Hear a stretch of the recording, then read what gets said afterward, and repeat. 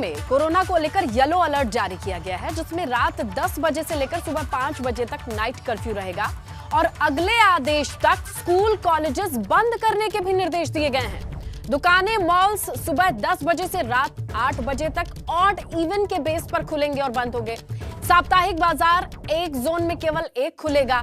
50% दुकानों को भी बस खोलने की इजाजत है। इसके अलावा बड़ी जानकारी यह भी है कि मेट्रो और बसेस की कैपेसिटी 50% पर रखी गई है, रिड्यूस की गई है। स्टैंडिंग की अनुमति नहीं होगी, यानी कि कोई खड़ा होकर के सफर नहीं कर सकता है। रेस्टोरेंट की बात करें तो क्षमता 50%, इसके साथ ही सुबह 8 बजे से रात 10 बजे तक ये खुलेंगे। इस बार 50% क्षमता के साथ दोपहर 12 से रात 10 बजे तक खुलेंगे। Cinema hall, multiplex, banquet hall, spa, gym, entertainment park बंद रहेंगे। हालांकि सैलून को फिलहाल खोलने की इजाजत है।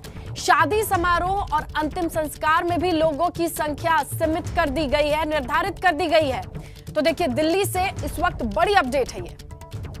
बाकी जानकारी सहयोगी अविनाश से लेते हैं। तो अविनाश, किस तरीके के आंकड़े आ रहे हैं? ये बहुत बड़ा कदम उठाया है दिल्ली ने, और कह सकते हैं कि इस तरीके का सख्त कदम दिल्ली ने पहला यूटी है जो ये फैसला ले रहा है।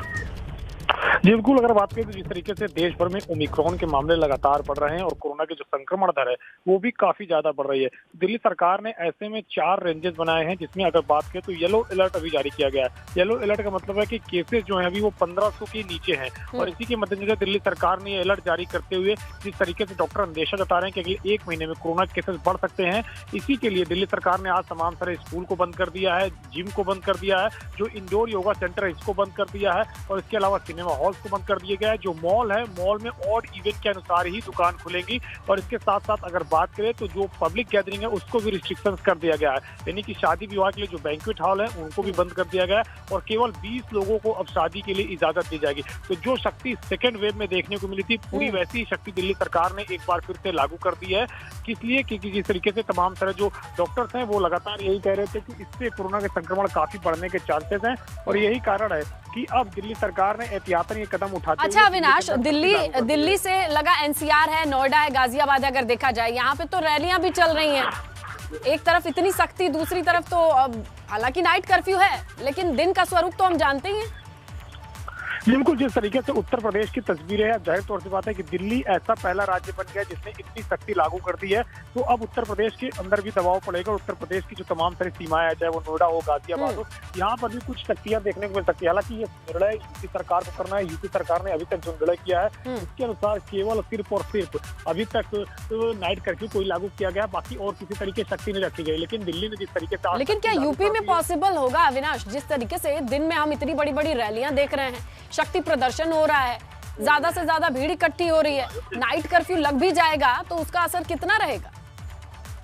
जी बिल्कुल, जाहिर तौर से बात है कि उत्तर प्रदेश के अंदर चुनाव है, ऐसे में किसी भी राजनीतिक पार्टी के अंदर अभी तक ये देखने को नहीं मिला है कि वो लोग कोरोना को लेकर कोई शक्ति बरत रहे हो या फिर रैलियों को लेकर किसी भी तरीके से संजीदा हो रहे हो। तमाम तरीके से भीड़ उमड़ रही है, और आज अखिलेश यादव ने भी कह दिया कि जो निर्णय चुनाव आयोग लेगा उसका वो पालन करेगा। हालांकि चुनाव आयोग ने भी अभी अपनी तरफ से कोई निर्णय नहीं लिया है। उसने भी स्वास्थ्य मंत्रालय के अधिकारियों से रिपोर्ट जरूर मांगी किस तरीके से कोरोना केसेस बढ़ रहे हैं और किस तरीके से आगे कोविड के जो चुनाव होने कोविड के दौर में वहाँ पे किस तरीके से नियमों को रखा जाए, इसको लेकर चुनाव आयोग को स्वास्थ्य मंत्रालय। चलिए, अब सारी चीजें चुनाव आयोग के पाले में ही है, देखते हैं वहां से किस तरीके का फैसला आता है। क्योंकि अगर देखा जाए थोड़े से ही दायरे में 2 तरीके की तस्वीर दिखाई देंगी। फिलहाल जितनी सख्ती दिल्ली में लागू होने की बात सुनाई दे रही है, दिखाई दे रही है, और यहाँ उत्तर प्रदेश में क्या उसका असर पड़ेगा, कोई ऐसा फैसला लिया जाएगा, ये आने वाले वक्त में पता चलेगा। फिलहाल अविनाश, आपका शुक्रिया तमाम जानकारी के लिए।